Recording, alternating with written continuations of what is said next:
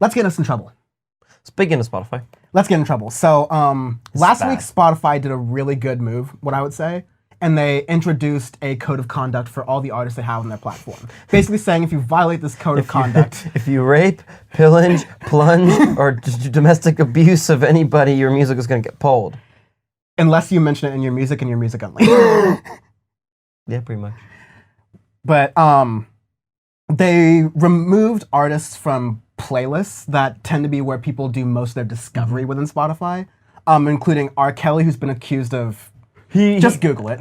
And R. Kelly needs to go to jail is what needs to happen. Yeah. And then XXX Tentacion or Temptation, whatever, who... some people pronounce it Tentacion, but stupid.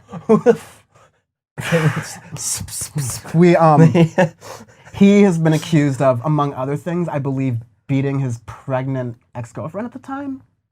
Like we detailed this in the Audioface episode. It was rough. Yeah, we detailed. He also needs to get locked up and get a little something. Yeah, and so these are the most extreme cases, and it's not like these artists' catalogs were gone from Spotify. If you search up R. Kelly or XXXTentacion or search up a song, still pops up. It's just not going to be in any of the company's promoted playlists, which is where artists generate a lot of revenue from Spotify. Yeah, like Get Turned playlist or something like that, where you have a star fuck of a bunch of songs, but that's how a lot of people, a lot of, especially youth, they listen to playlists. They go, okay, I want to listen to alternative rock, and then they'll do that, and then it just goes straight through. It's the luxury of not having to choose what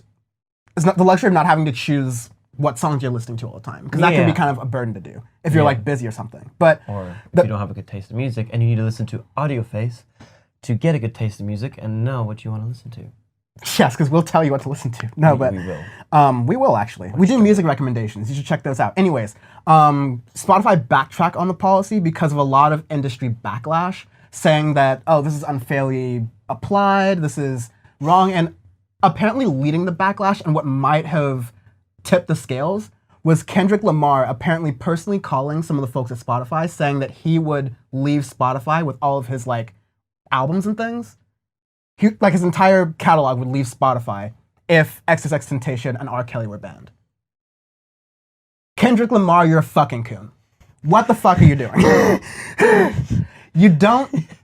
Kendrick Lamar's idea was that going against XXXTentacion and R. Kelly was unfairly targeting black artists when there were other artists, not black, who may have fallen under these guidelines and aren't being penalized. And I think that can be a fair point. I don't feel like Spotify is being racially punitive here by targeting XXXTentacion and R. Kelly. There's very obvious reasons why these fuckers should not be making any more money and they should see a jail cell immediately, allegedly. But Kendrick... And they should drop the soap, allegedly. Oh, I definitely want R. Kelly to drop the soap. Please drop the soap. Have the health inspector come by and... Please. Booty warrior that ass, all right? Okay, but Kendrick Lamar, this is the wrong hill to die on. If you're going to call yourself the woke artist and Pulitzer Kenny and all these cool things, then you're not going to defend child abusers, people who abuse their spouses.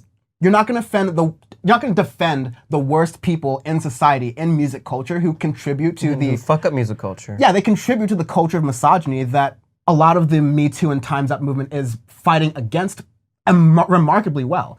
And so for someone as big as Kendrick Lamar, especially as big as even bigger, he's reached legendary status in the past couple years. To do this is, as a fan of Kendrick Lamar, really fucking disappointing. This is some... And what doesn't make sense, and what's stupid is it's not like Spotify is taking them off completely. So it's not really like a free speech thing either. Yeah. It's saying, okay, we just take you off of our the Spotify made playlist, but you'll still be on our platform so you can still search it. Yeah, and I think and that's fair. It's okay, fine. Yeah. You gotta pay up. You fuck up, you rape somebody, allegedly, you make a sex cult, do things, spread STDs, just Google it. The other things R. Kelly... And by the way, R. Kelly is basically bragging about this now in the press. He's talking about how, it's too late to catch me. It's like what's done is done. I'm already free. He doesn't show remorse. He doesn't show apology for his actions. He doesn't show condemnation for his actions. he's not doing any of the things Kendrick says he's supposed to be about, like against the misogyny of rap culture, against the kind of bravado of the culture, and he's going, no, I stand directly for some of the worst of it. So somebody has to go and pray for Kendrick Lamar to get a new brain. Right? Basically, all hail Lord Vince Staples. All hail Lord Vince Staples. He is now...